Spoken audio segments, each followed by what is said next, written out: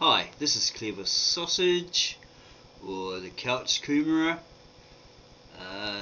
I'll probably put this video up on both, or probably just the Couch Coomerer. I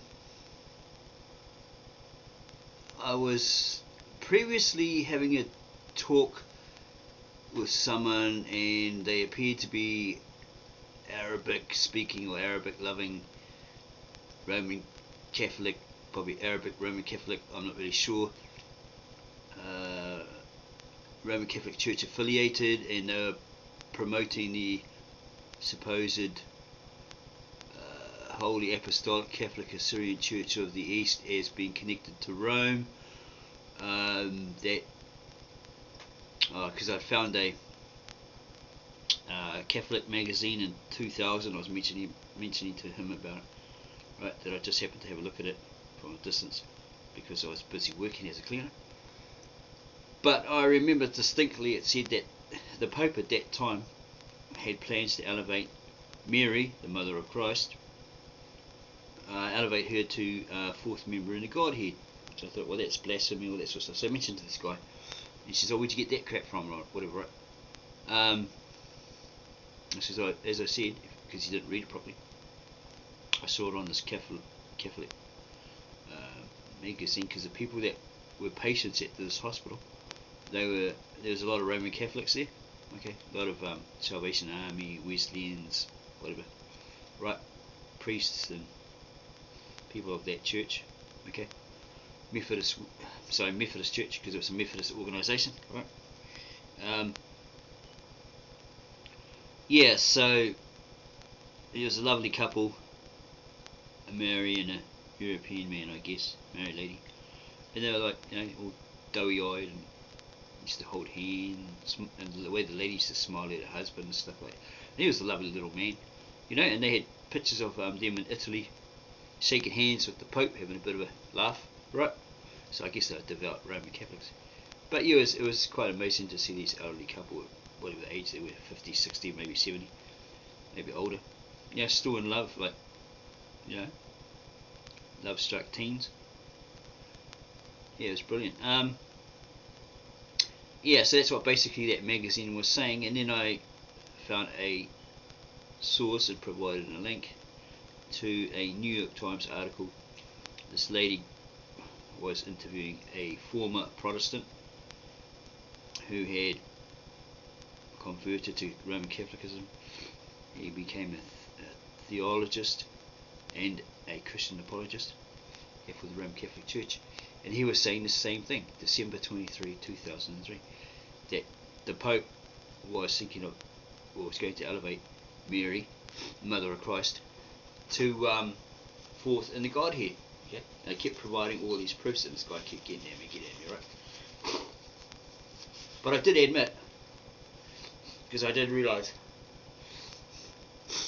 I'd been using a certain church's name, verification of the supposed original ARAMAIC scriptures given by two of the original disciples of Christ, Thomas and Thaddeus, to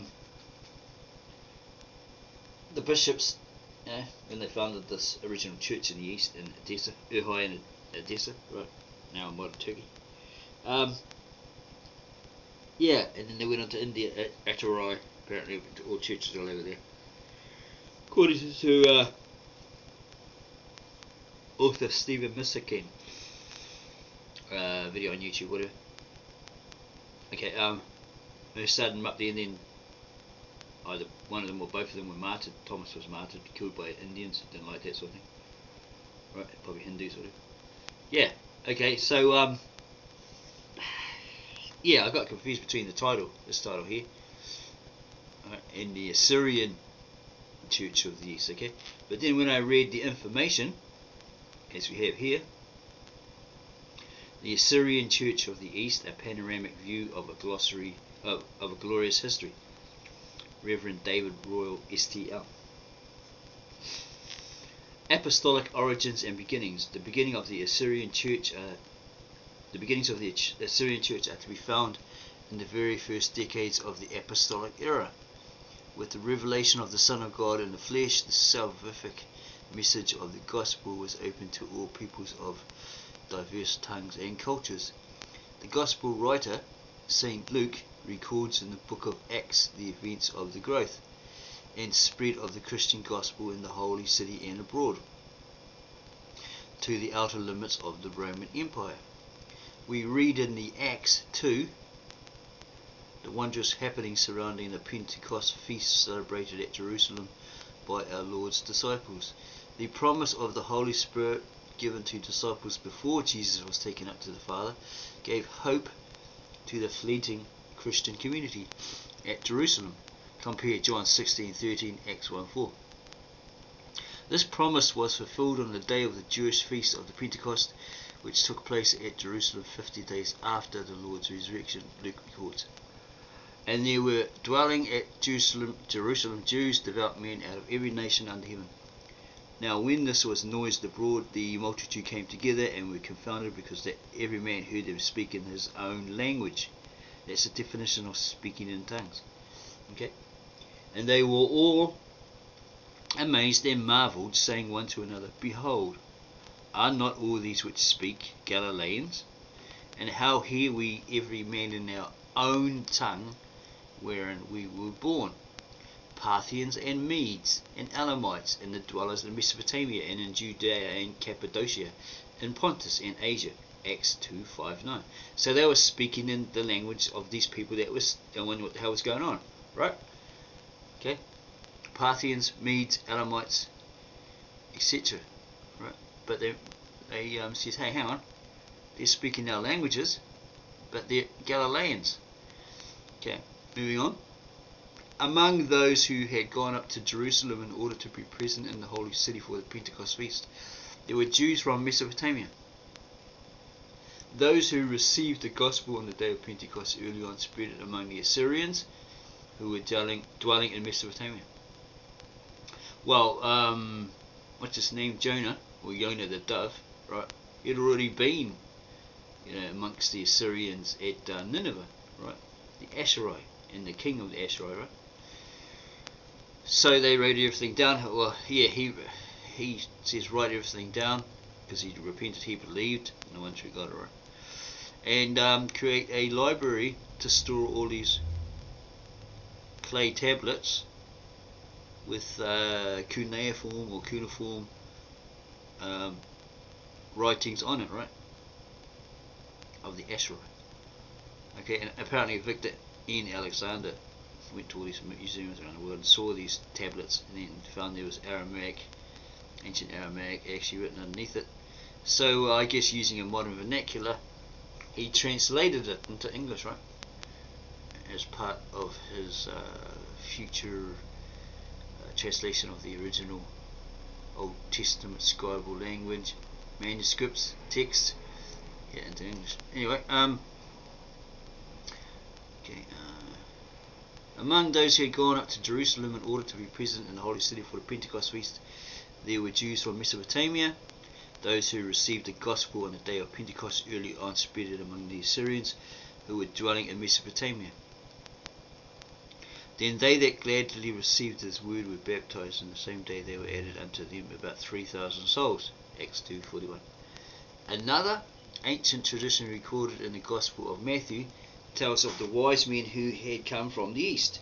Okay, apparently Persians were in Israel at the time, and they went back and told their people whatever. Okay, so these Mesopotamians are there as well.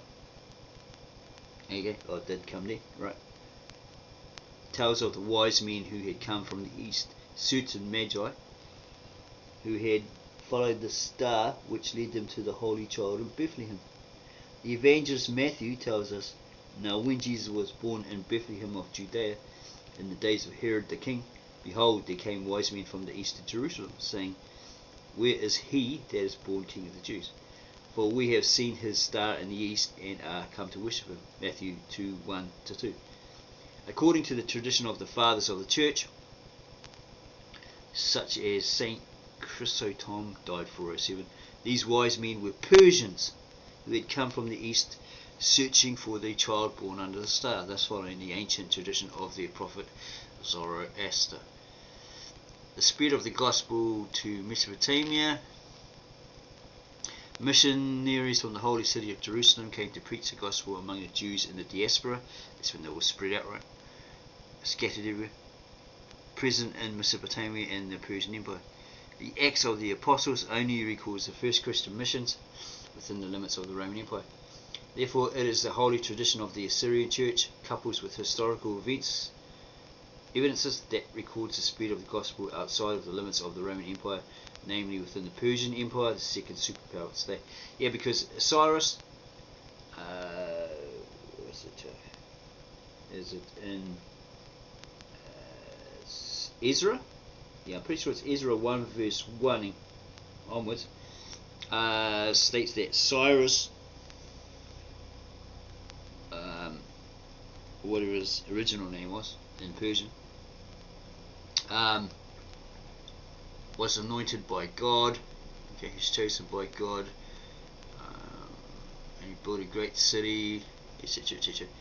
And he was different from the Assyrians, who captured them and took them to Babylon, right? That they allowed them to believe and worship, do their traditions, whatever, in regard to the one true God. Okay. Yeah, so you basically had the religious rights and the religious freedoms, which they were thrilled about, because, you know, in Babylon, under the Assyrians, who were really nasty, they didn't have no rights, no freedoms, nothing to do that, right? Yeah, so his kingdom thrived, and, you know, like when you approach the king, there's all these reliefs that were found when it was discovered and dug up. It's all like, you know, peace and love, and well, there's no like fighting, you know, on your approach, no aggro on your approach up the stairs to the king. It actually shows you, right? You know, people bring gifts and stuff like that. Yeah, so it really thrived. Something like it was like, how do you call it, like the university, the place we went to do all this stuff, right? And massive libraries and etc., etc. But the Greeks always says, oh, you know, because apparently they didn't like the hot sun and all this sort of stuff. These Persians, whatever, and all this other stuff, right? That they started calling them, oh, you know, effeminate and all this sort of stuff. You know, really putting them down, saying, you know, we're like warriors, blah blah blah. Use a whole bunch of sissies, sort of thing, you know, because you don't like the hot sun, you can't handle it, and so on and so on, right? So they always had this dislike or this hatred, if you want to put it that way, of the Persians. Okay. Yeah. So eventually, probably through jealousy, right, Alexander the Great came along, and he invaded and got drunk, and according to some lady, and it was drunk with her, whatever, she asked, oh, you know, can I burn this place? Put it to the torch, put it to the flame. He said, yep. So, you know, away she went, right? And you're like, oh, it's just mass murder and all that sort of stuff. So it was, was it Heraclius or something funny name like that, right? Go look at some guy on YouTube did a documentary on that, where they uncovered it.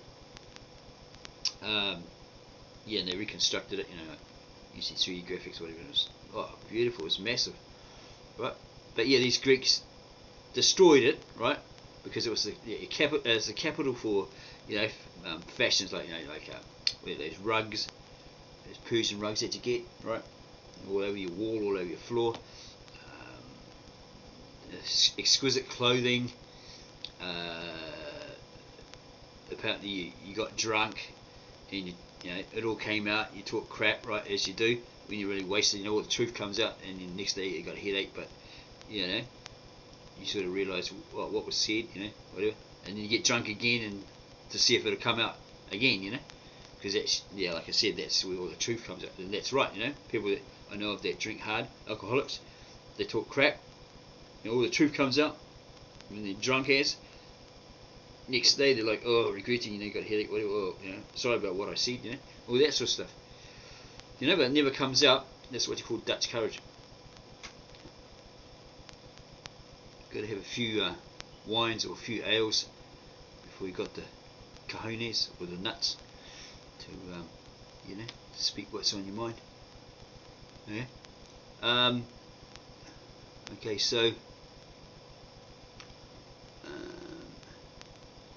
the spread of the gospel to Mesopotamia. Missionaries from the holy city of Jerusalem came to preach the gospel among the Jews in the diaspora present in Mesopotamia and the Persian Empire.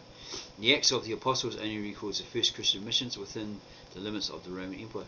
Therefore, it is the holy tradition of the Assyrian Church couples with historical evidence that records the spread of the gospel outside of the limits of the Roman Empire, namely with the Persian Empire, the second superpower of its day. Okay, yeah. Here's a coin, Edessian coin of Akbar the 9th, right? It's possibly what he looked like, and he wasn't black, you know, probably you know, light brown, something like that.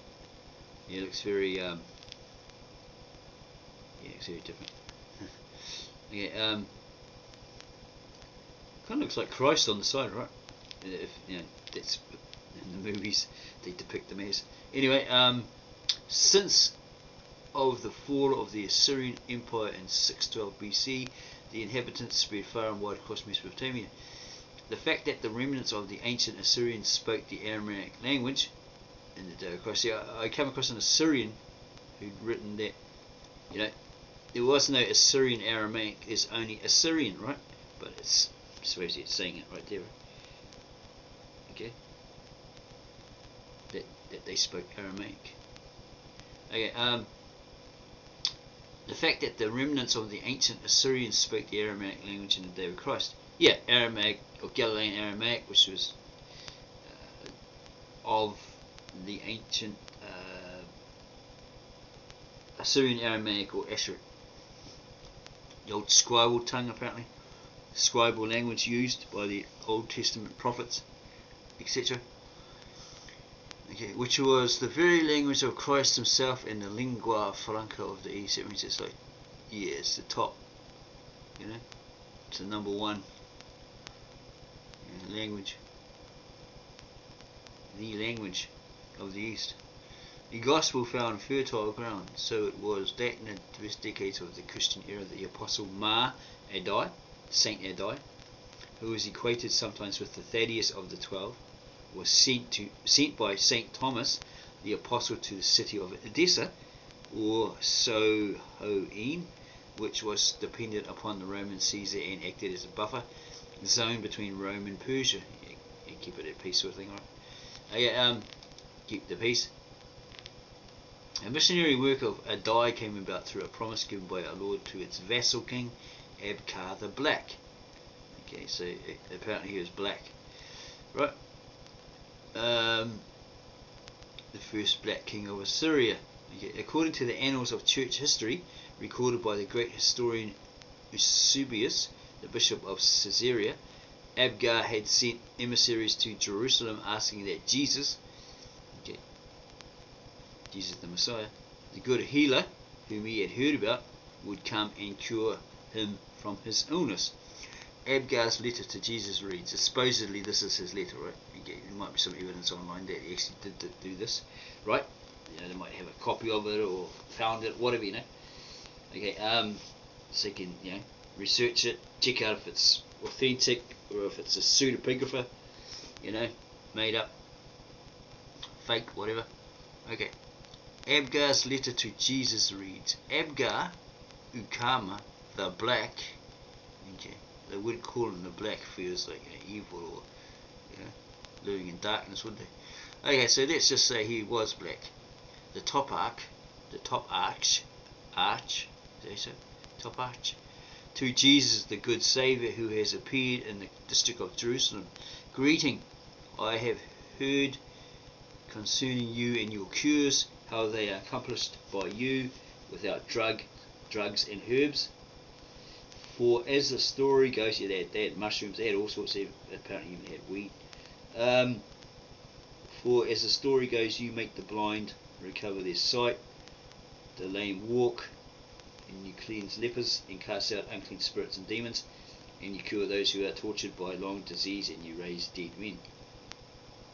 And when I heard all these things concerning you, and I decided that it is one of the two, either that you are God and came down to heaven to do these things, or are the Son of God for doing these things. For this reason I write to you. I write to beg you to listen to me and heal the suffering which I have. So I've looked online for history, do some research on this guy, supposed guy Abgar the Black, okay? Because that's what you do. You got to know the history of these people, right? Mentioned, so you know what you're talking about, right? So it's just flapping your lips, and it's all hearsay, okay? Okay, okay, disambiguation. Okay, this title relates to more than one page. Okay, Abgar 5 died around AD 40. Called Ukama, meaning the black in Syriac, right? In other dialects of Aramaic, was the king of Osroene. I think that's how you say it. Osroene, and sometimes known by the name of its capital city, Edessa. Okay, so he was the king of Edessa, by the sounds of it. Assyria, but yeah, you know. He's the king of Assyria. Okay, capital of Edessa. It was a historical kingdom in Upper Mesopotamia, which was ruled by Abgarid dynasty of Arab origin, generally allied with the Parthians. Okay. Capital city was Edessa. You keep that in mind, right? It was in Upper Mesopotamia, right? Because you're going to see something different here. Okay. Okay, so he was the king of Osroene. Osroene was his capital at Edessa. Okay. Edessa was a city in Upper Mesopotamia, founded on an earlier site by Seleucus I Nicator around 302 BC. It was also known as Antiochia on the Kalirahoe, I don't know how to say it, from the 2nd century BC. It was the capital of the semi-independent kingdom of Osroene from around 132 BC. Okay, his life. Abgar was described as the king of the Arabs by Tacitus, a near contemporary source. Who is Tacitus? Roman historian and politician, considered by modern scholars to be one of the greatest Roman historians. He lived in what has been called the Silver Age of Latin literature and so forth. I've actually got the Book of Histories and Annals. Okay, yeah, King of the Arabs by Tacitus, a near contemporary source. According to, it's supposed to be Moses, is it? I don't know how to say it. Moses, whatever his name is. Korean Nazi. Abgar was an Armenian. Okay, a bit like the Kardashians. Okay, they were Armenian. What's that band? System of a Down. Yet both Robert W. Thompson and Richard G. Hovhannisson state Abgar's Armenian ethnicity was invented by Korean Nazi. Okay, because yeah, as I said before, he was a king of Assyria, right? Okay, what's this? Arabs. Arabs are a population inhabiting the Arab world. They primarily live in the Arab states in Western Asia, Northern Africa, the Horn of Africa, and Western Indian Oceans islands, as well as significant numbers in the American, Western Europe, Indonesia, Israel. Okay, these are the Muslims, right? The Mohammedans, Muslims. Okay, but if you go and define Arabs, you'll find that it's a wanderer of a desert region, a nomad. They were Semitic. They are made up of many different people, mixed. They're intermarried, interbred, whatever. So they were mixed, right? Supposedly all hailing from one of Noah's sons, Shem. Yeah, and that's where we get the word Semite from Shem. They were Shemites, right? And all that sort of stuff. Okay, modern scholarly consensus agree that the Abgarids, the Abgarid dynasty or Abgar dynasty, was a dynasty of Nabatean Arab origin. See, what you got to understand, you got to go do the research right on this one. Okay, you can have a look at Shaka Amos's. I think it's Rise. Oh, jeez, no, it's not Rise, isn't it? It's Rest in Peace Moors Part 2. Yeah, it might be on that one. It could be on one, but I'm pretty sure it's on his second video of that, right? Where he details that the Nabateans were the grandparents. Okay, I checked it out online and ended up on Wikipedia, right? It said that they were the grandparent. They were the parent language of. Sorry, they were the grandparent language of Arabic, right? And the three parent languages of Arabic, okay, were the Aramaic, the Hebrew, and the Syriac. Okay, so it's a child language of the Nabateans. These Arabs say, or these Islam Muslims would say, oh, that's us, we're the Nabateans, you know, because of this here, dynasty of Nabatean Arab origin, right? What's Nabatean Arab? Somebody that wandered around in a desert, you know, desert regions, all that sort of stuff. We can always have a look at it. Okay, what was the Nabatean Arab?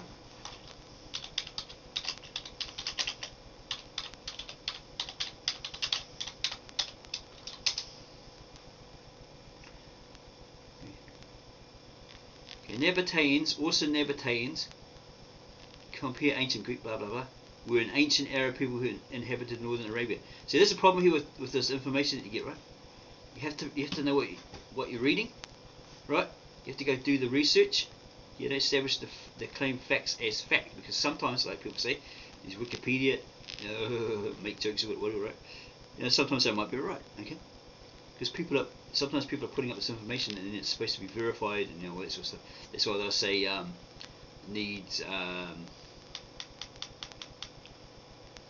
needs checking or something like that. Citation needed, right? So here it says the Nabateans, also Nabateans, Arabic. This is the problem, right? It goes on about the language. You know, I think I explained in another video before. On the end of this word is ik, okay, which is a in prefix from the Greek and the Latin. It's loan words, right? Okay, because when the Greeks, yeah, I'd say the Greeks rather than the Latins, went to those regions, right, and there was people there, they spoke a certain language, right? So they asked them, what are you speaking? And they said, we're speaking our language of our forefather, blah blah blah, whatever they said, right? Okay. There's no borders at that time. Probably no border lines, no, you know, Great Walls of China and all that sort of stuff. No guards, you know, at checkpoints asking for your passport and your ID and all that sort of stuff, right? So yeah, people could get, you know, go back and forth, invade, you know, step in and, you know, and then claim that they were the original inhabitants of that land. Okay, so you got a bunch of people speaking a certain language. Okay, so what do we tell the people when we go back and they ask, you know, what did they speak? Okay, we'll give them a loan word on the end of it. Okay, ik, which means it was in the possession of, it's a property of, or it belonged to the people in that region. Right? The language they were spoken was they were the possessors of it, right? Okay, and then you might get something like Aramaic, Syriac, Asiatic, Germanic, you know. Or see, there you go. They're all yeah, in prefixes, right? They're all loan words, right? Because it belonged to those people, right? They were in the possession of it. And then you have India, Asia, and many others with the IA on the end of it, which is another N prefix. Okay, because there's people who were in that region. Okay, they were found in that region. So obviously they spoke a certain language, right? And they're in a certain region. So these Greeks, or possibly Latins, Greeks and Latins. Well, it derives from the Greek and the Latin, right? Okay, etymologically, right? It comes from that's the origins, right? So, in reality, there was no Arabia or Garabia. It's like some white European people, you know, and as they try to say. There was nothing. There's no Asia. There was no India. No Arabia again, no Syria, right? All that sort of stuff, okay? Until these Greeks or Latins gave them this in prefixes, okay? So you got to understand that. But yeah, again, the Nabatean were the grandparents of the Arabic, which is a child language, okay? You go have a look at the language. Yeah, we'll see if we can find it here. It might be here, I don't know. But I sometimes can't find it on, and I have to refer to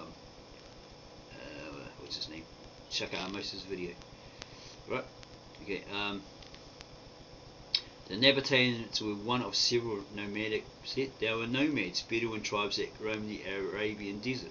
Okay, as I said, there was no Arabian desert until they put the N prefixes on there, right?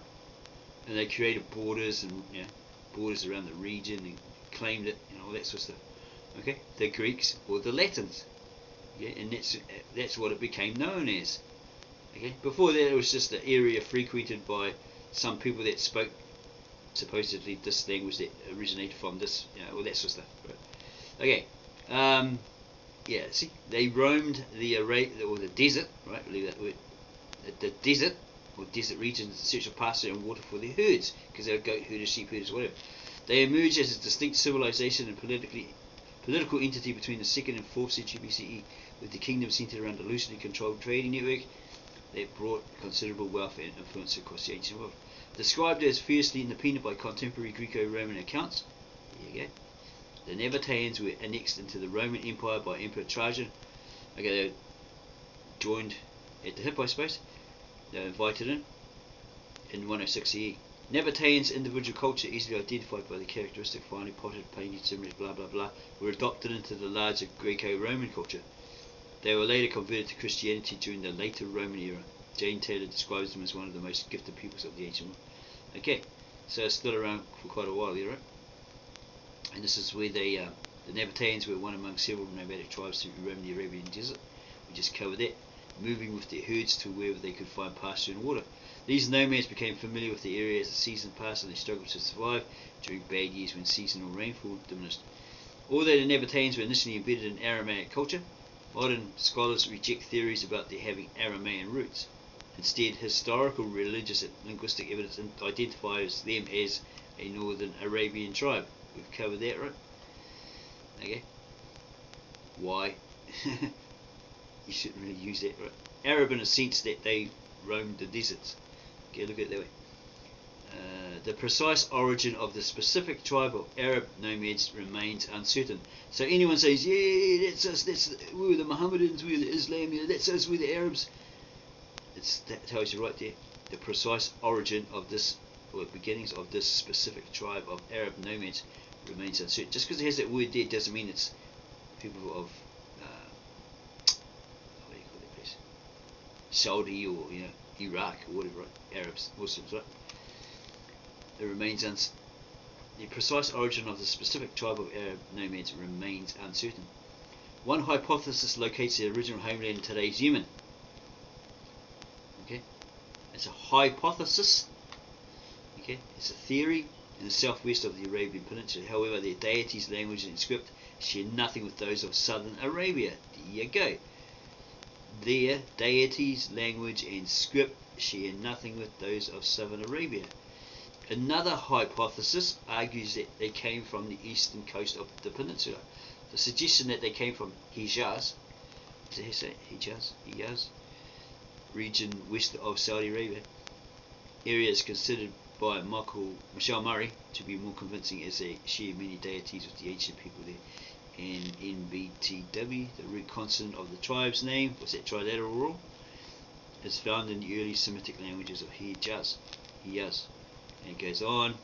Similarities between late Nabatean Arabic dialect and the ones found in Mesopotamia, that would be Aramaic and Syriac. Okay, during the Neo-Assyrian, what's that? Modern Assyrian. Okay, got modernized. It wasn't the original. It modernized, but updated itself, upgraded itself.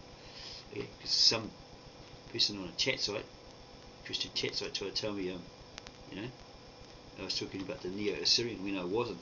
Okay, it's an ancient Assyrian Aramaic. Assyrians, that's more like modern, new. Okay, not the guy from the Matrix. and the fact that the Assyrians listed a group with the name Nabatu as one of several rebellious Arab tribes in the region. Again, desert wandering nomads suggests a connection between the two. Nabateans might have originated from there and migrated west before the 6th and 4th centuries BCE into northwestern Arabia and much of what is now Jordan. Okay, well, that territory, right? Okay. Yeah, here we go. Nabateans have been falsely associated with other groups of people. A people called the Nabaite, who were defeated by the Assyrian king of Ashurbanipal and described by whom? See, near citation there. The material in his tag uses weasel words or too vague attribution, right? Weasel words. As living in a far off desert where there are no wild animals and not even the birds built their nests were associated by some. It doesn't detail who. Okay. Weasel words. With the Nabateans due to the temptation to link their similar names and images. One claim by Jane Taylor alleges a misconception. Okay, and these reference to reliable sources. See, that's the thing with Wikipedia, right? Okay, it's considered a useful resource by some and by others not, because of that reason. You know, anyone can post it up and not put the actual facts or something like that there. But yeah, that's what they suggest, a citation there. In the identification with the Nebaioth of the Hebrew Bible, the descendants of Ishmael, Abraham's son. Okay, Ishmael, a figure in the Tanakh and the Quran, was Abraham's first son, according to Jews, Christians, and Muslims. Ishmael was born to Abraham and Sarah's Egyptian handmaiden, Hagar. I don't know how to say it. It sounds like Ha-ja, according to the Genesis account. He died, blah, blah, blah. So Abraham was from the Ur of Chaldea. He was a Mesopotamian. She was also, says here, right, Hagar, handmaiden, was Egyptian. So Ishmael was half Chaldean or Mesopotamian and half Egyptian. Okay, whereas Isaac was a Chaldean, I say Chaldean, right? Okay, so there's the difference, and it even tells you in the Bible that Abraham came from the Ur of Chaldea, which is in Mesopotamia, same as Sarah. Like, he gave it up his wife, the father and the brother of the father, apparently, you know, they gave it up, Abraham and his wife, and the other one, I think, yeah, go have a look at that verse anyway. Gave them up and they all went to some other area in Chaldea. Okay, Mesopotamia. Okay, Herodotus, he's a Greek historian, mentioned an Arabian king, most likely the Nabatean king, who was an ally of the Persians and who gave them a safe passage to Egypt. According to the same source, all people of West Asia were subjects. So there you go, here's the N prefix. IA. Were subjects, might not be talking about China, might be talking about Asia Minor, that area, that region, right? In the Middle East or the East. We were subjects to the Persians except the Arabians who never submitted to the Persian yoke. Well, I know for a fact probably Mohammedans or Islam, whatever, they probably would do that with it. Those are Arabs in that sort of sense. Okay. Unlike the rest of the Arabian tribes, the Nabateans later emerged as vital players in the region. It goes on and on and on. I'm trying to find a thing of this language. Supposedly they spoke a form of Arabic. Well, how could they if they were the grandparents of Arabic? Yeah, this is the child language, right, of the Nabatean. Okay, there's something here I can't remember. I don't really want to go to what's his name? Shaka Amos at the moment. Okay, see if we can find it. Offer this proof.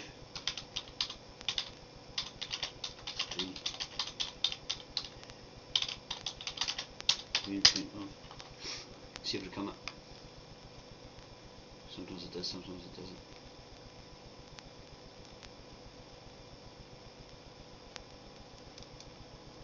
Okay. No, it doesn't do it here. Could be there.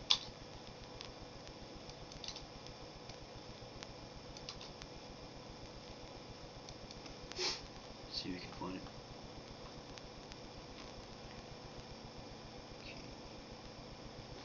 Okay, we'll try this one. Okay, because I tried to bring the truth here, you know, according to the facts. I don't know if I'll find it today. Oh, here we go. Might be here. Don't know. But it's like this on Wikipedia, right? Article, and it says this is a different thing of it. It says it's a grandparent. It had like okay, Afro-Asiatic, also known as Afro-Asian, and older sources as Semitic or Semito-Hamitic. It's a large language family of about 300 languages that are spoken predominantly in West Africa, North Africa, the Horn of Africa, and parts of whatever the rest of it say, right? Okay, it's Semitic. Okay, blah blah blah. Aramaic. Okay, rest in Aramaic. Yeah, I don't. Okay, see the origin. It's probably the very first part of it here. Yeah, it actually shows you here in on the side of it that it's the grandparent of the Arabic, right? The Arabic is the grandchild of it. I gotta go find it, so I'll find it again. So I'm gonna go back a lot. Okay, go back. See if I can find it. Not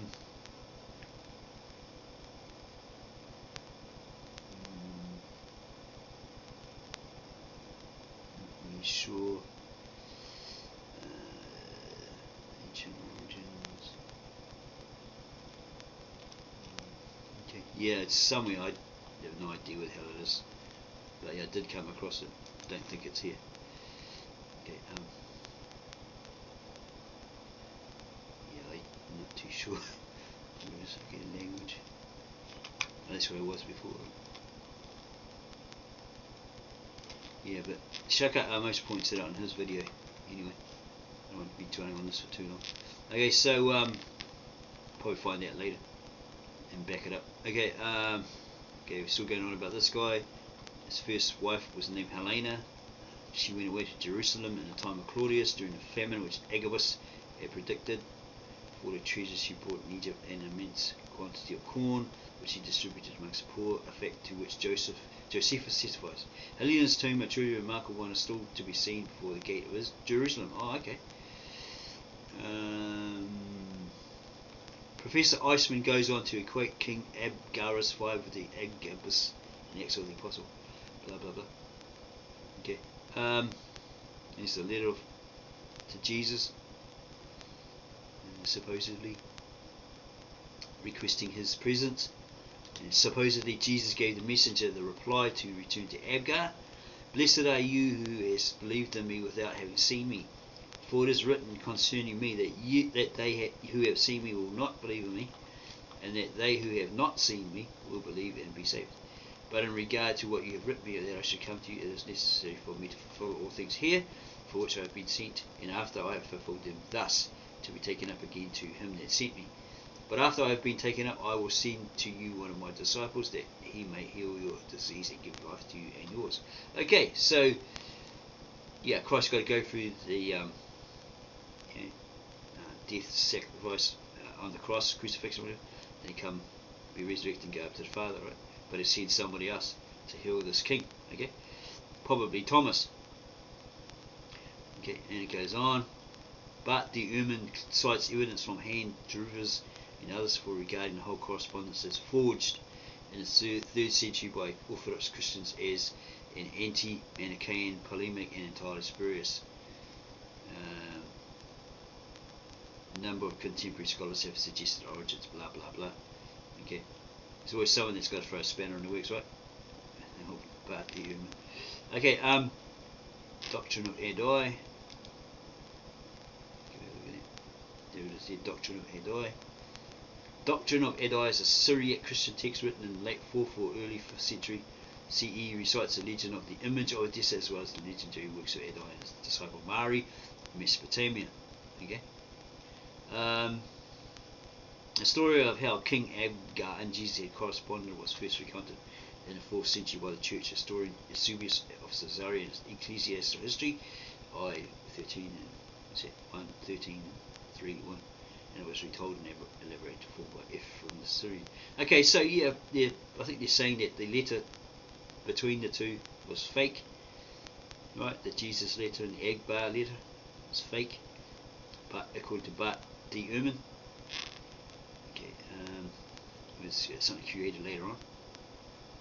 Okay, Helmut Koister, so it can be edited, like, you know, if you know that there's more to it, or that it's false or whatever, you can actually get in there and edit it. But then it has to be verified, or citation needed, or whatever, according to Wikipedia. Something like that, they got their rules. Okay, so Helmut Koister regards the development of tradition of Thaddeus' activity in Edessa as part of an effort to build the authority of the Orthodox or Paulusian. Okay, that's what this is the Paul, St. Paul, St. Mary, known as. Oh, okay. Originally named Paulut. That's him, it's not St. Paul.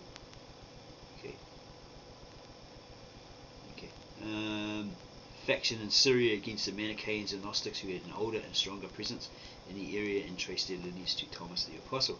He considers the Paulusian faction to have come to Edessa around 200 CE and only became significant in the 4th century. There's all these manuscripts apparently. Okay. Yeah. So okay, cut through all the cheese. Okay. It's supposed to be apocrypha there. Supposedly they took a cloth. Right, we'll get rid of this. The image of Edessa, consisting of a square or rectangle of cloth, upon which a miraculous image of the face of Jesus had been imprinted. The first icon image in the Orthodox churches, including English-speaking Orthodoxy, the image is generally known as the Mandelion. I don't know how to say it. It just looks like Mandelion to me. Okay, there's a book there on it apparently. By this account, King Abkar of Edessa wrote to Jesus asking him to come to cure him of his illness. He received a reply from Jesus declining the invite, but promised a future visit by one of his disciples, one of the 70 disciples, Thaddeus of Edessa. Okay, I read it was Thomas, is said to have come to Edessa. Does that mean Thomas? I'm not very sure. Is that the Greek for Thomas? Is said to have come to Edessa bearing the words of Jesus, but by the virtues of which the king was miraculously healed. The tradition was first recorded in the early 4th century by Assyrian of Caesarea, who said that he had transcribed and translated the actual letter in the Syriac chancery documents of the king of Edessa, but who makes no mention of an image. The report of an image which accrued to the legendarium of Abgar first appears in the Syriac work, the Doctrine of Adai. According to it, the messenger here, called Ananias, was also a painter, and he painted the portrait which was brought back to Edessa and conserved in the royal palace. Ananias, is that same Ananias in the time of Jesus? You know? Or was he a Pharisee or something like that, or somebody else? Can't remember at the moment, top of my head. The first record of the existence of a physical image in the ancient city of Edessa, now Urfa. Okay, now it's Urfa. Okay, and I've heard that it was Urhai. Maybe it's just a difference in language. Was by Ephagrius Scholasticus. Okay, this guy was a scholar, obviously with that name. Yeah, Syrian scholar, an intellectual living in the 6th century. Blah blah blah. Okay, writing about 593, he reports a portrait of Christ of divine origin, which effected the miraculous aid in the defence of Edessa. What happened there? They got attacked. Attacked by the Byzantine Empire, by Justinian I. Ruled by Justinian I by the Sassanian Empire under Khosrow I. In the midst of the ongoing Lazic War in the north, the city withstood the fierce siege due to the religious nature, blah blah blah, against the Persians in 544. The image was moved to Constantinople in the 10th century. The cloth disappeared when Constantinople was sacked. Or maybe the Romans stole it, or somebody else stole it. The image was moved to Constantinople in the 10th century. The cloth disappeared when Constantinople was sacked in 1204 during the 4th Crusade, and it's believed by some to have reappeared as a relic in King Louis IX of France's Sainte-Chapelle in Paris. Chapel of the Saints, I guess that is. They go with the French. Yeah, probably. Okay, this relic disappeared in the French Revolution. The provenance of the Edessa letter between the 1st century and its location in its own time are not reported by Eusebius. Materials, according to the scholar Robert Eisenman, are very widespread in the Syriac sources, with so many multiple developments and divergences that it is hard to believe they could all be based on Eusebius' poor efforts. Eisenman, 1997, 862. The Eastern Orthodox Church observes a feast for this icon on August 16th, which commemorates its translation from Edessa to Constantinople. Okay. History of the legend. Okay. What's this? Doctrine of it. When Hanan, the keeper of the archive, saw that Jesus spoke thus to him by virtue of being the king's painter, he took and painted a likeness of Jesus with choice paints, and brought with him to Abgar the king, his master. And when Abgar the king saw the likeness, he received it with great joy and placed it with great honour in one of his palatial houses. Doctrine of Adai 13. The later legend of the image recounts that because the successors of Akbar reverted to paganism, the bishop placed the miraculous image inside a wall, and setting a burning lamp before the image, he sealed them up behind a tile. That the image was later found after a vision on the very night of the Persian invasion, and not only had it miraculously reproduced itself on the tile, but the same lamp was still burning before it. Further, that the bishop of Edessa used a fire to which oil flowing from the image was poured to destroy the Persians. The image itself is said to have resurfaced in 525 during a flood of the Dyson. He goes on like that, right? Okay, and somebody else is writing about it. Writing soon after the Persian siege of 544, Procopius says that the text of Jesus' letter, by then including a promise that no enemy would ever enter the city, was inscribed at the city gate, but it does not mention an image. Procopius is skeptical about the authenticity of the promise, but says that the wish to disprove it was part of the Persian king Khosrau's one. Is it Khosrau 1? What's that? Anushirvan sounds very Indian. It's Assyrian kings of Iran from 531 to 579. Yeah. Motivation for the attack as it kept irritating his mind. Syriac Chronicle of Edessa, written 540 to 550, also claimed divine interventions in the siege, but does not mention the image. And 50 years later, because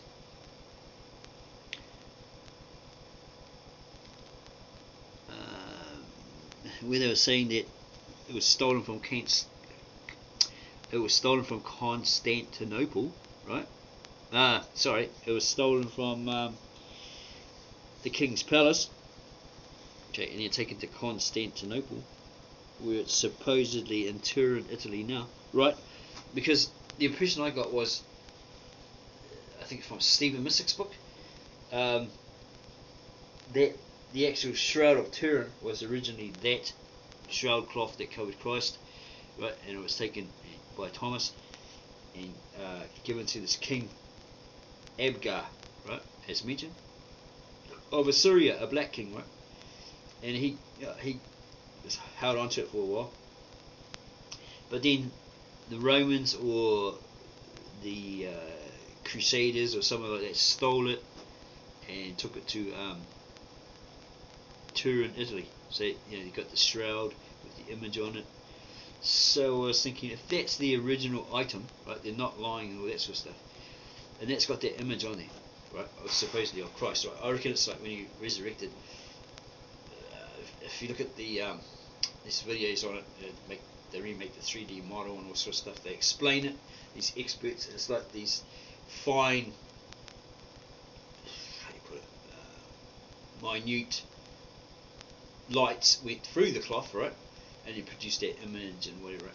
So it's an image of him when he was resurrected, okay, and he had a new body and all that sort of stuff. Yeah, you know. Or body, he came back to life, whatever. Right? Yeah, so that image was imprinted on that cloth. Okay, so if and that's supposedly the Shroud of Turin. So if that's true, right, and that is that image of Christ, right, imposed on their cloth, right, and it's not fake and all that sort of stuff. It's not a joke by Leonardo da Vinci because he didn't like the Catholic Church. He wanted to play a prank on them, even though they gave him money to do paintings and marvelous stuff, whatever, right? Then looking at that, it shows a guy with a white beard. Okay. Okay, here we go. Links with the Shroud of Turin. The Shroud of Turin. Author Ian Wilson has argued. This guy from New Zealand or not? Can't remember. I'm pretty sure he was. I don't know. I can't remember. Has argued that the object venerated as a Mandy lion from the 6th to 13th centuries was in fact the Shroud of Turin. Yeah, I think it's that New Zealand guy. Folded in four and enclosed in an oblong frame so that only the face was visible. Wilson cites documents in the Vatican Library at the University of Leiden, not Netherlands, which seems to suggest the presence of another image at Edessa. A 10th century codex, Codex Vosanius Latinus Q69, found by Gino Zenenotto in the Vatican Library, contains an 8th century account saying that an imprint of Christ's whole body was left on a canvas kept in a church in Edessa. It quotes a man called Smyrna in Constantinople. King Akbar received a cloth on which one can see not only a face but the whole body. In Latin, non tantum, what the hell is that? Is that faciae figuram sed totius corporis figuram sunere porteris, whatever that is. Okay, image on the cloth, I suppose. Image of the corpse on the cloth, or figure. Okay, 2 images survive today which are associated with the Mandy lion. Holy Face of Genoa, Holy Face of San Silvestre, you're going about that, right? Okay, these are the different cloths, I guess. Faces. Okay, there's a painting of it. Veronica holding her veil. And so forth, so forth. Okay, so where are we? Okay. So look at this Shroud of Turin. So get an image of that. Got a bit to go get an image. So copy that. Okay. Or here, proving, trying to analyse the cloth and all this sort of stuff. Okay, this is National Geographic. Someone says watch out for them big liars, but yeah, I don't know. History BBC. I was told by an English stepfather that they pretty much trusted. Well, he's the Englishman, so yeah, of course he trusted. Oh, here we go. Okay, detailed analysis is what it looks like, supposedly. Okay. Or we can go here and have a look at the image. See if we can find it. Okay. Here we go. So we can get a big picture of that.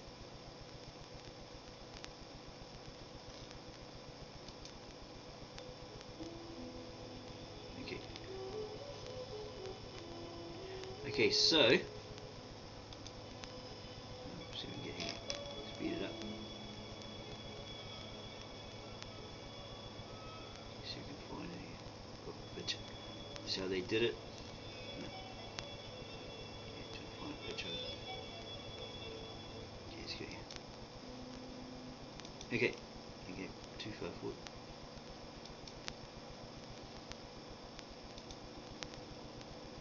Restitution of the hexagonal object. Okay, so we're going to expand it a bit. Okay, so actually no, this is pretty poor. Might skip that. So yeah, this is basically what he supposedly looked like, right? Okay, looks like I've got a big Jewish nose there, right? Okay, and they colorized it. Okay, it's supposed to look like that. Okay, beard, everything. But apparently in Jewish law you had to have short hair. Yeah, okay, you had to cut your hair. So I don't know. Right, that's what it supposedly looked like when they colorized it. Okay, the processed image at the right is the product of the application of digital filters. Digital filters are mathematical functions that do not add any information to the image, but transform it in such a way that information already present and it becomes more visible or easier to appreciate by the naked eye. The processed image was produced by inverting the brightness of the pixels in the positive image, but without inverting their hue, and then by increasing both the brightness, contrast, and hue saturation. Finally, noise and so-called salt and pepper filters automatically remove the noisy information from the original image, which hinders the appreciation of the actual face.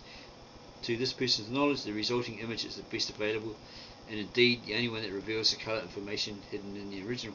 Source of the positive image at the left. Okay, Wikimedia. What the hell is that anyway? Yeah, it's there. Oh, yeah, okay. Supposedly. Okay, that's what it looked like. Go back. On the image. Okay. Oh my gosh, there we go. Okay. Okay. Yep. Okay, where's this video? Better one. Yeah. Okay, say here we go. Oh my gosh. Okay. See if it will show us. Yeah, I'm on Linux, so it keeps saying this.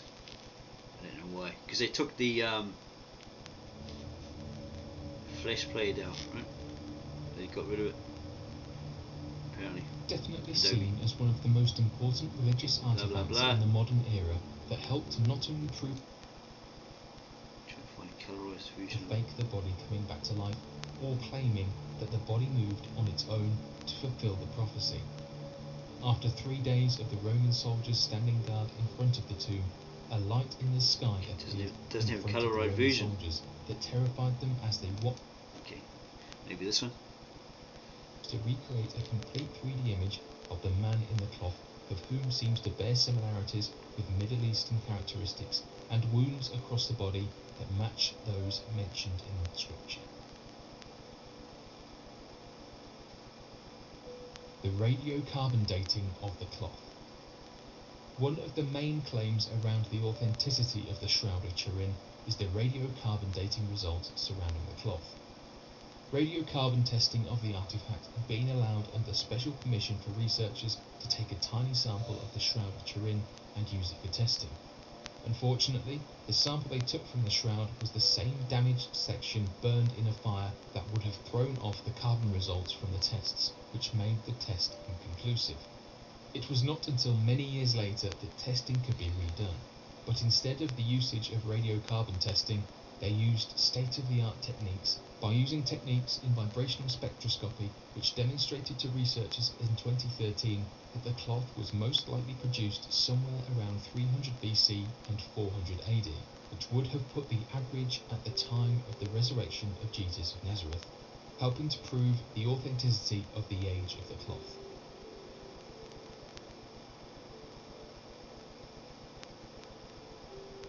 But what do you all think of the Shroud of Turin artifact and what it could potentially mean for human history?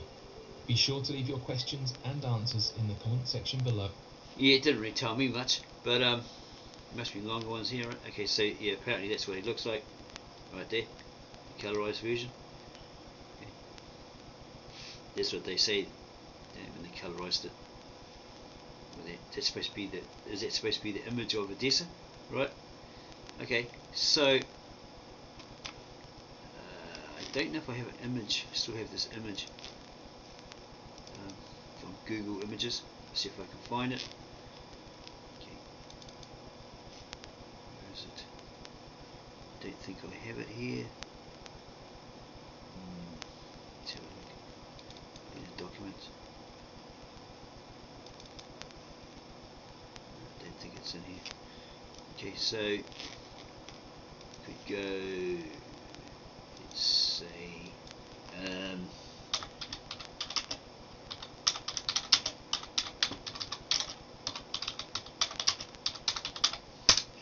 go look at the images.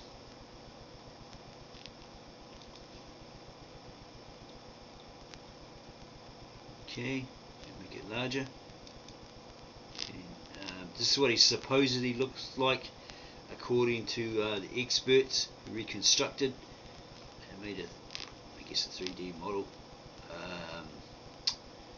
of what he possibly looked like according to where he was born, the region he was born in, and the people there, all that sort of stuff, right? And there's one of, looks kind of like Barry Manilow,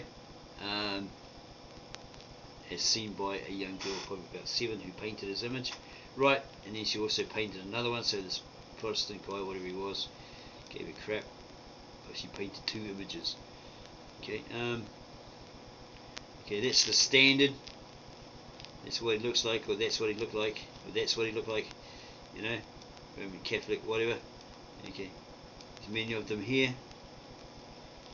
Yeah, there's one there. Got an afro, right? Oh, pretty nappy here. Doesn't necessarily make him black though, right? Might be light skinned. Okay, and here's the picture here, colorized, or what he probably looked like. You know, in the video that I've got, it says Americans wouldn't sit next to this guy on a plane, wouldn't want him near them, think he's an Arab, wouldn't let him in the country because he looks like that, you know. Yeah, so here's the girl here. She'd painted a picture of him at 7 or something like that. She's real famous, and then she did another one. Yeah, these are all the images from the movie. Movies, Jesus of Nazareth. What's his name? Powell. The guy Powell. Robert Powell. Okay. Supposedly what he looks like, this is the latest one, I think. This is a Mormon one. And this is the one I just showed you. Okay. What's this one say? We should not confuse the Jesus of history with real Jesus, a person who can never be completely recovered by us, who are separated from that person by time and space. Okay. This one's pretty good. I've seen this film. Yeah, it's pretty much like an Eastern version sort of thing, but you know, with the ARAMAIC or whatever. Okay, yeah, it's quite cool. What they're trying to say, that DJ Khaled, they look the same, you know. Okay, trying to match him with that. Well, I don't know where this guy's from. Is he Arab or what? I really don't know very much about that guy. Except that he likes to eat. Okay, there's another version. There's heaps of versions, right? Okay, these different versions. Okay, looks like that, looks like that, looks like that.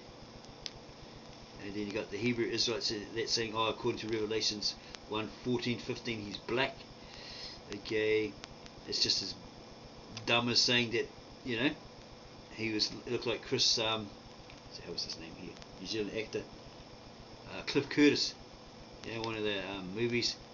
And the guy approached Roman, you know, was walking up to have a look at him on the cross or whatever, or had a dream or something like that, and he turned out to be this Maori actor on the cross. Yeah, okay. Yeah, when it doesn't say that, Revelations 1:14-15, it doesn't say that, right? Okay. Made him look like Shrek, but that's just the start of that modelling, I suppose. Here we go. Christ's face pictured as expert reveals. Supposedly, he looks very Greeky, you think, or something like that. I don't think that's afro or nappy hair. Yeah, more like a Greek, something like that. View file.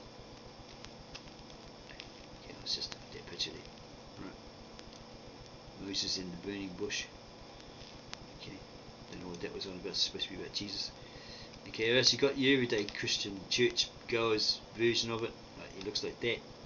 You know, forbid that he looks like that, you know, or that. Let's have this one. The real face of Jesus uncovered. What would he really look like? Okay. Maybe not. Did he look like that? Okay. There's many faces of him. I don't know why that changed suddenly. Catholic talk show. Okay. My goodness. Well, he didn't look like a piece of toast, but there's an image on there. Alright. There always seems to be this white guy, blonde hair, blue eyes, you know, spooking, sound like Shrek, speaking with a English accent. Yeah, some of them are pretty humorous Jesuses, so they're pretty cool. Okay. Do they look like that? No, what am I looking at? Oh, this one here. No, wrong one. Go back. Oh, you idiot. Go this way. Okay, get rid of that one. When I want to look at it, and I just... Ah, jeez. Calm down, son. Okay. That's what I was going to look at. This is the model making of it, I suppose. What do it really look like? 3D modeling. Okay. 3D print. Probably just take me to that picture. Okay, go back.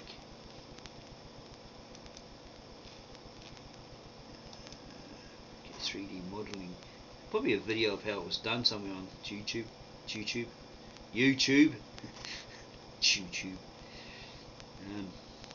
Maybe because I'm hungry. Okay, 3D modeling helps. 3D modeling. Okay, so they probably did it here. Okay, what are you saying? So here's the article here, how they did it. What does it say? Neve borrowed 3 of the skulls. Neve of course didn't have the actual remains of Jesus to work with, but he was able to obtain the skulls of 3 of Jesus' contemporaries. Israeli archaeologists have uncovered remains of Semites from the Jerusalem region, dated back to the time of Christ. Neve borrowed 3 of the skulls and used computerized tomography to create thin X-ray slices that allowed them to study the smallest details of the structures. Specialized computer programs use information about the thickness of tissue from key areas of the human's face to create muscles and skin over the digital images of skulls and blah blah blah. Okay. Came to 3D modeling. Updating the data. Okay, and created a detailed 3D model. As here, and colouring couldn't be determined from the scans. Okay, on and on and on.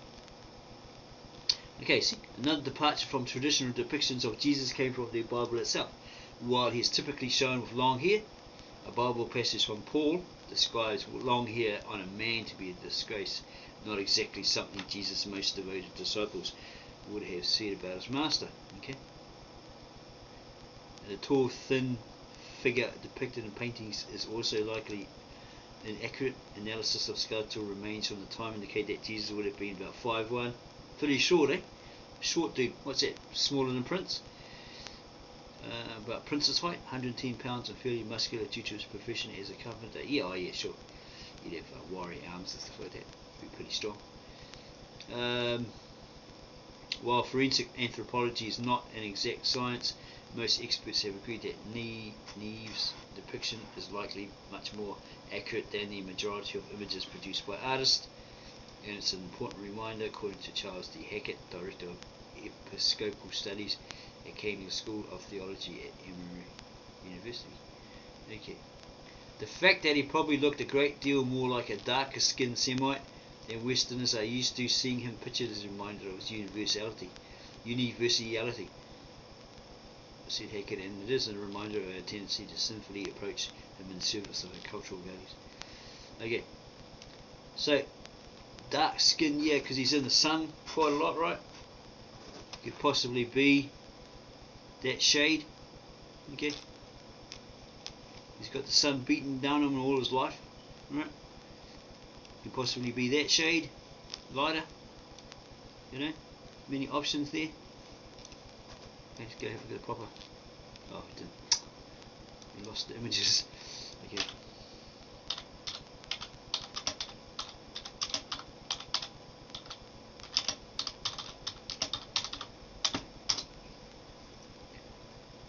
What did Jesus look like? Images.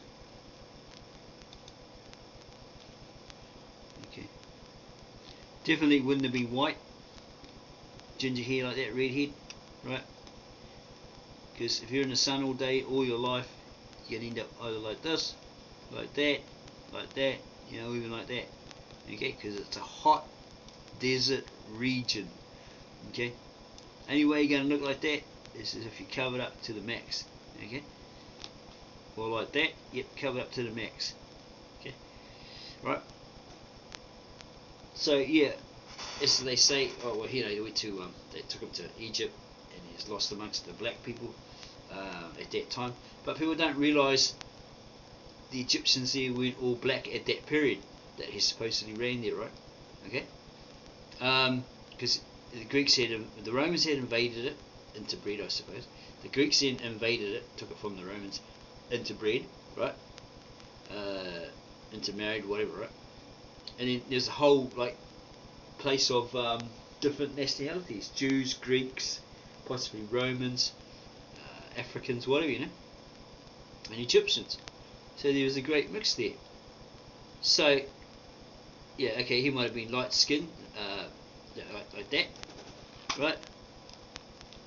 Or like that, okay? Or like that, or totally black, as they claim, or even like that, right? Probably like that, or like that, right? And yeah, blended amongst them, no problem, right? This is the Catholic version, isn't it? Yeah, and nobody. Actually, I think he was a child when he was taken there, wasn't he? Yeah, by the parents. They hit him there, right? So yeah, if he was like had the sun on his face all his life. Yeah. What was he, a couple of years old? 3 or 4 or something like that. 2 or 3, something. They took him there, right? And of course he'd blend amongst all the other children, right? And people. Because at that time they would all have been different people. Yeah, different mixtures. If it was Egypt was conquered by Greeks, and you know, it was a place for everybody. Right? It could even look like that. A lighter version. Okay. Pretty much stand out if it was like that. Wow, we're all dark and there's this white dude there, you know. Okay, possibly like that. Who knows?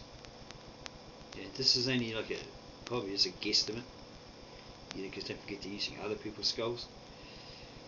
You know, from that period or whatever. Yeah, so Cliff Curtis was the first Maori to play Jesus Christ and put up on a crucifix. Yeah, okay, that was pretty good. Ralph Fiennes was the centurion, I think. What's this? The Shroud of Turin. For those who find some significance in the controversial Shroud of Turin, Professor Giovanni Giudica Cordiglia, is that how you say it? Cordiglia wrote the following description on the basis of the shroud. Okay. Let's see if we can go to that site and see what he had to say. Oh, we can. Okay. Go there. Things mucking me around. Okay. Stupid.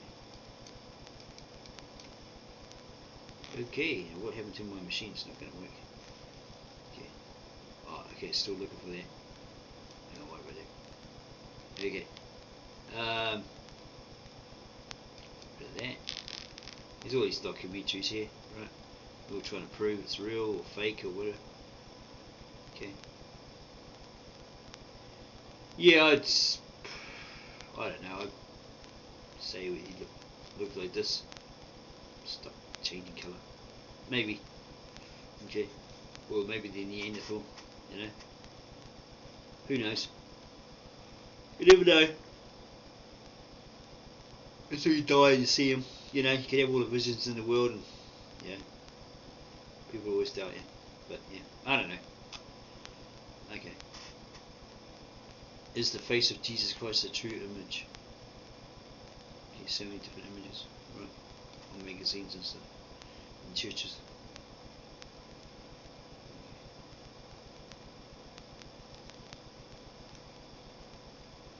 I'm trying to find this one movie. Stupid. Stop. I'm trying to find this movie that I saw.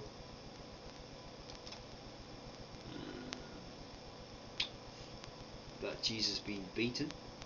I think it's a fairly old one, but it's just, I don't know if it's been edited or something else, because I thought I had a copy of it here at home, given to me by a Seventh-day Adventist, who then after a couple of days wanted it back. So, well, you don't give someone something as a gift, bro, and then demand it back. He says, oh, but I need to pass it on to somebody else. Well, you're not getting it, basically. Nicely, you know. and I thought I saw something on there, you know, that no one was aware of, but I can't seem to find the damn thing.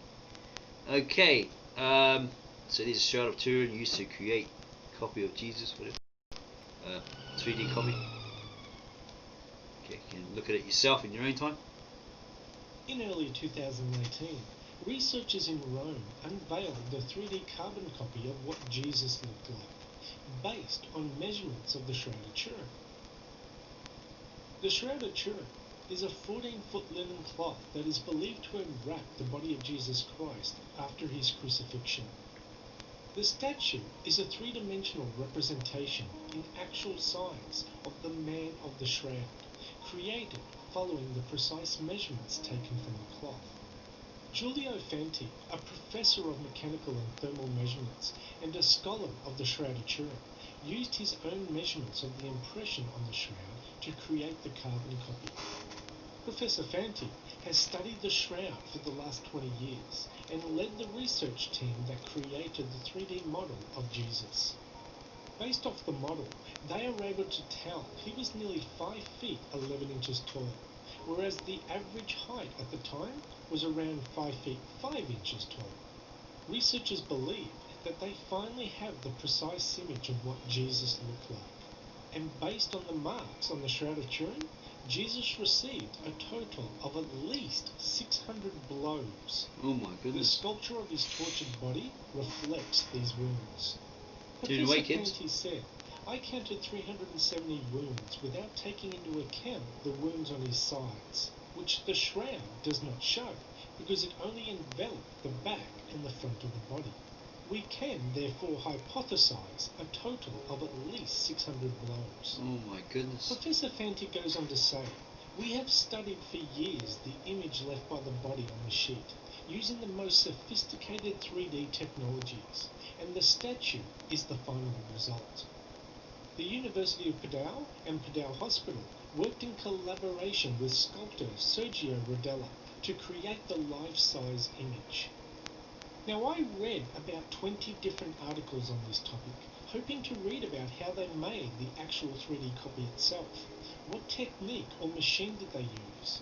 Did they sculpt it by hand, or did they use some kind of 3D printer?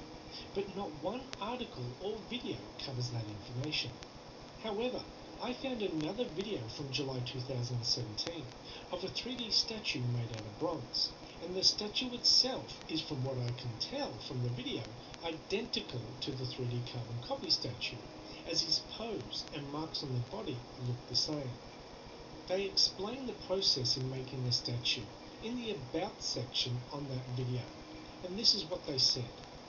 The shroud is encoded with 3D information that is found from the spaces between the highest and lowest points of the body and its distance from the cloth. Recently, a VP8 analyzer that gives topographical information about the Moon and Mars terrain was used on the cloth. A 3D holographic image was formed of the face and body. An artist then used the exact dimensions of the 3D shroud image to create a bronze replica of the physical form of Jesus Christ. Now, I know there is some debate over whether the Shroud of Turin is authentic or not. I'm not here to debate that. I'm just reporting on a story about a 3D model made from the Shroud of Turin, which I thought was a unique enough story to report on. Anyway, that's the end of this video. Thanks for watching, and we'll see you next time. Bye-bye. Pretty interesting stuff. You get a painting the impossible, what's her name? Akiane Kumara, when she was 7. She did a couple of them. I don't know if she had a vision of them or possibly something like that. And the other guy, Protestant or whatever, poo-poos her because she'd done 2 paintings of them, different paintings. Okay, so yeah, that sort of contradicts the other Wikipedia story we had there of him being 5'1", you know, and they're saying he's about 5'11". Okay. What's this? The Shroud of Turin, Face to Face. Okay, all these movies here. Yeah. Anyone seen this one? It's got a guy from Lost. I can't remember his name. Yeah, ended up locking himself in one of the underneath the some tube or something, or office, whatever the thing was, right? To save, and that John guy, John Locke or something. Yeah, couldn't get it open, and he drowned. I can't remember his character's name, but yeah, it was good. Okay, go forward, see what this guy looks like.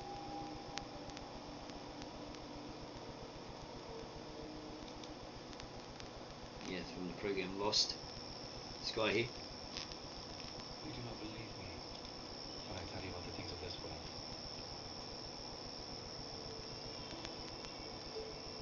Now, will you ever believe me then when I tell you about the things of heaven? And no one has ever gone up to heaven except the Son of Man who came down from heaven. Completely.